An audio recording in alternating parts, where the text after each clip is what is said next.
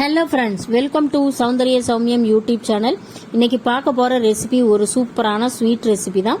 அது என்ன ரெசிபி அப்படின்னு சொல்லிட்டு நம்ம வீடியோக்குள்ள போய் பார்க்கலாம். அதுக்கு நான் வந்து ஒரு கப் அளவுக்கு பாசிப்பருப்பு எடுத்திருக்கேன். அந்த பாசிப்பருப்பை ஒரு கப் அளவுக்கு தண்ணி ஊற்றி ஒரு 5 நிமிஷம் ஊறட்டும். அதுக்கப்புறமா நம்ம வந்து என்ன செய்யலாம் அப்படின்றத பார்க்கலாம்.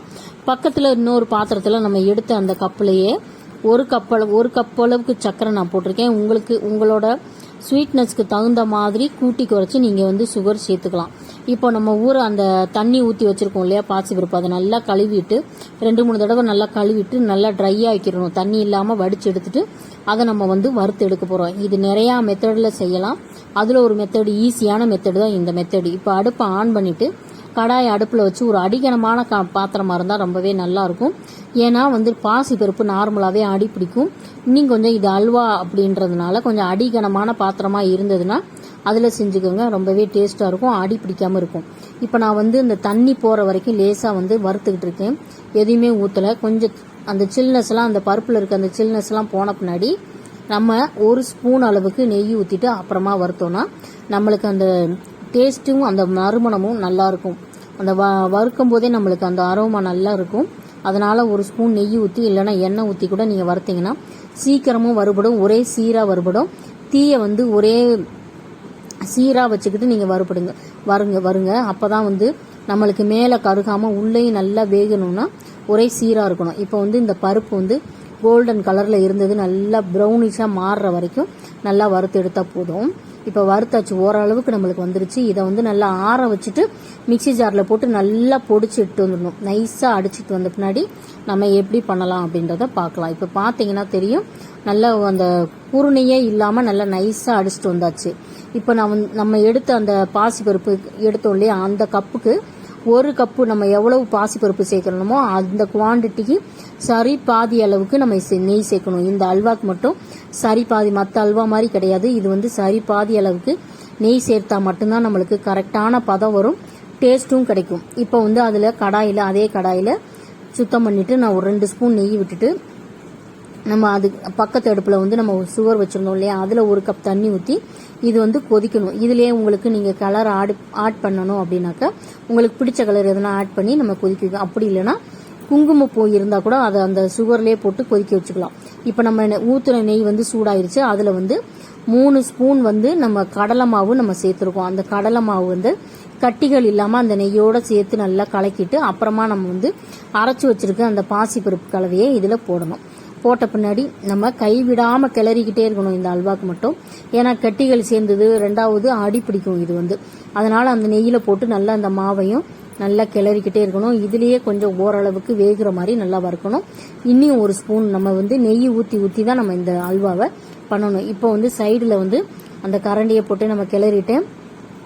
நல்லா கொதிச்ச பின்னாடி தான் இந்த தண்ணியை தூக்கி நம்ம அந்த மாவில் தூக்கி ஊற்றணும். ஊற்றும் போது கொஞ்சம் சிம்மில் வச்சு ஊற்றுங்க. ஊற்றும் போது ரொம்ப படன்னு கொதிக்கும், அதனால் பார்த்து ஊற்றுங்க. நல்லா நுர கட்டி கொதிக்கும், அதனால் கொஞ்சம் சிம்மில் அடுப்பில் வச்சுட்டு நம்ம வந்து அந்த சக்கரை பாகு தண்ணியை ஊற்றினோம்னா நல்லா கிளறிக்கிட்டே இருந்தோம்னா சூப்பரான அல்வா ரெடியாகி வந்துடும். இதில் ஒரே ஒரு விஷயம் என்னன்னா, இதை கைவிடாமல் கிளறிக்கிட்டே இருக்கணும், அவ்வளோதான். நெய்யும் கைவிடாமல் கிளறிக்கிட்டே இருந்தோம்னா சூப்பராக இருக்கும். இப்போ வந்து சுகர் சிரப்பு வந்து நல்லா கொதிச்சிருச்சு. இதில் வந்து எந்த ஒரு பாகுபதம் தேவையில்லை. அந்த சுகர் கரைஞ்சி, அதாவது சக்கரை கரைஞ்சி நம்மளுக்கு வந்து கொதிச்சா போதும், சக்கரை கரைஞ்சா போதும், பாகுபதம் தேவையில்லை. இப்போ நம்ம எடுத்து அதில் ஊற்றிடலாம். இப்போ வந்து கரெக்டான பதமாக இருக்குது. இப்போ வந்து இந்த ஊற்றும் போதே நல்லா இந்த மாதிரி நுரைச்சிக்கிட்டு வரும் பாருங்க. அந்த சுடுதண்ணி அந்த மாவில் ஊற்றின உடனே நல்லா நுரைச்சிக்கிட்டு வரும். நீங்கள் கைவிடாமல் கிளறிக்கிட்டே இருந்தீங்கன்னா சிறு கட்டிகள் வர்ற மாதிரி தெரியும். ஆனால் அது வந்து நம்ம கிளறிக்கிட்டே இருந்தோன்னா மீதி தண்ணியவும் ஊற்றிடலாம். அந்த கட்டிகள் உடஞ்சி நல்லா அல்வா பதத்துக்கு நம்ம வெந்து வந்துடும். பார்த்தீங்கன்னா கையில் விடாமல் கிளறிக்கிட்டே இருக்கும். கொஞ்சம் கொஞ்சமாக நெய் ஊற்றிக்கிட்டே இருக்கணும். ஊற்றி நீங்கள் கிளறிக்கிட்டே இருந்தீங்கன்னா சூப்பரான அல்வா ரெடி ஆகிடும். இப்போ நம்ம ஊற்றுற இந்த நெய் எல்லாமே லாஸ்ட்டில் நம்மளுக்கு வெளிப்படும். அந்த அளவுக்கு நம்ம வந்து கிண்டிக்கிட்டே இருக்கணும். அப்போ தான் வந்து கரெக்டான பதத்தில் அல்வா ரெடி ஆகிருக்குன்னு அர்த்தம். நம்ம இப்போவே எடுத்துடக்கூடாது, நல்லா மாவு வெந்துருச்சு அப்படின்னு சொல்லி எடுக்கக்கூடாது. நம்ம ஊற்றிக்கிட்டு இருக்க அந்த நெய் எல்லாமே, ஒரு கப்பு நெய்யுமே நம்மளுக்கு வெளியில் வந்து அந்த மாவு வந்து வெளிவிடும். அப்போ தான் வந்து அல்வா பதம் கரெக்டாக இருக்குன்னு அர்த்தம். அதனால் அது வரைக்கும் நம்ம கொஞ்சம் கொஞ்சமாக 1/2 ஸ்பூன் 1 ஸ்பூன் நெய்யாக விட்டு இந்த மாதிரி கிளறிக்கிட்டே இருக்கணும்.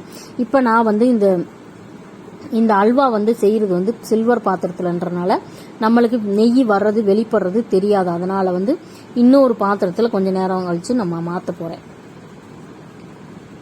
இப்பயும் ஒரு ஸ்பூன் நெய் ஊற்றிட்டு நம்ம கிளறிக்கிட்டே கொஞ்சம் கொஞ்சமாக 1/2 ஸ்பூன் அளவுக்கு நெய் ஊற்றி ஊற்றி கிளறினா தான் உங்களுக்கு நல்லா அந்த அல்வா வந்து கரெக்டான பதத்துக்கு நம்மளுக்கு வரும். நம்ம நெய் ஊற்றாமல் கிளறிக்கிட்டே இருந்தோம்னா நம்மளுக்கு அடி பிடிச்சிக்கிட்டே இருக்கும். அதனால் வந்து ஒரு ஸ்பூன் நெய் ஊற்றிக்கிட்டே இருங்க. ஊற்றி ஊற்றி கிளறிக்கிட்டே இருந்தீங்கன்னா கரெக்டான பதத்தில் டேஸ்டியான அந்த அல்வா நமக்கு கிடைக்கும். நான் வந்து எந்த ஒரு ஆர்டிஃபிஷியல் கலரும் சேர்க்கவே இல்லை. இது வந்து நேச்சர் கலர் தான். உங்களுக்கு வந்து கலர் பிடிக்கும் அப்படின்னு சொன்னாக்கா நீங்கள் சுகர் சிரப் வந்து இதாகச்சு இல்லையா, அந்த டைம்லேயே நீங்கள் ஏதாவது கலர் ஆட் பண்ணிக்கலாம். இப்போ நீங்கள் பார்த்தீங்கன்னா தெரியும், சைடில் வந்து நெய் வெளிப்படுது இப்போ கொஞ்சம் கொஞ்சம்.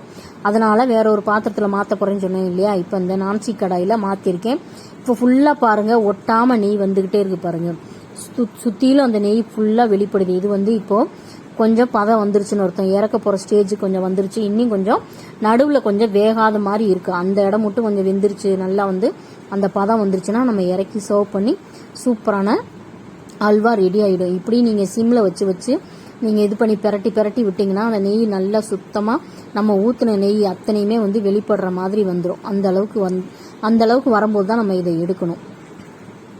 கொஞ்சம் பார்க்குறதுக்கு கொஞ்சம் கடினமாக இருக்க மாதிரி தான் இருக்கும். ஆனால் டேஸ்ட் வைஸ் பார்த்தீங்கன்னா ரொம்பவுமே பிடிக்கும். எல்லாருக்குமே பிடித்தமானது இந்த அல்வா. அதனால் வந்து நேரமாகுது, செய்ய கஷ்டமாக இருக்கும் அப்படின்னு நினைக்காதீங்க. இது வந்து செய்யறதுக்கு ஈஸி தான். நீங்கள் வீடியோவில் பார்க்குறது போது உங்களுக்கு ரொம்ப நேரம் ஆகுற மாதிரி இருக்கும். இது சட்டுன்னு செய்யக்கூடிய ஒரு அல்வா தான். நெய் மட்டும் நம்ம ஒரு ஸ்பூன் கொஞ்சம் கொஞ்சமாக ஊற்றி செஞ்சோன்னா சூப்பரான அல்வா இருக்கும். நம்ம கடையில் தான் வாங்கி சாப்பிடணுன்ட்டுலாம் கிடையாது. நம்ம வீட்டில் இருக்கக்கூடிய இந்த பாசி பருப்பில் இவ்வளோ சூப்பரான அல்வா செஞ்சு இப்போ பார்க்குறதுக்கு அது கரெக்டான பதம் வந்துருச்சு. இப்போ நான் வந்து வேர்க்கடலை வந்து நெய்யில் வறுத்துட்டு நான் அதை போட்டிருக்கேன். நீங்கள் வந்து முந்திரி பருப்பு, பாதாம் பருப்பு இருந்தால் கூட அந்த பருப்பு போடலாம், ரிச்சாக இருக்கும். இப்போ நம்ம அந்த பருப்பு போட்டு அந்த நட்ஸை போட்டுட்டு திரும்பியும் நம்ம கிளறோம் பாருங்கள். கரண்டிலையும் ஒட்டலை, பாத்திரத்துலையும் ஒட்டாமல் சுருண்டு வருது பாருங்கள். இதுவே கரெக்டான பதம். இந்த பதத்துக்கு மேலே நமக்கு தேவையில்லை.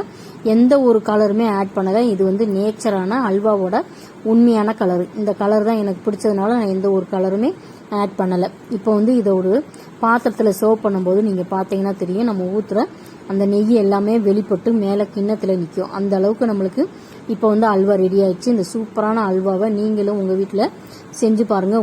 உங்கள் குழந்தைங்க பெரியவங்க எல்லாருக்குமே செஞ்சு கொடுத்து அசத்துங்க. நான் சொன்ன மெத்தடில் ஒரு முறை செஞ்சு பார்த்துட்டு எப்படின்னு சொல்லி கண்டிப்பாக கமெண்ட் பண்ணி சொல்லுங்கள். வீடியோவை ஃபஸ்ட் டைமாக பார்க்குறவங்களா இருந்தீங்கன்னா, நம்ம சேனலை ஃபஸ்ட் டைமாக பார்க்குறவங்களா இருந்தீங்கன்னா நம்ம சேனலுக்கு சப்போர்ட் பண்ணுங்கள், சப்ஸ்கிரைப் பண்ணுங்கள், உங்கள் ஃப்ரெண்டு ரிலேட்டிவ்ஸ்க்கெலாம் ஷேர் பண்ணுங்கள். வீடியோ பிடிச்சிருந்தா லைக் பண்ணுங்கள். கண்டிப்பாக பிடிச்சிருக்கும்.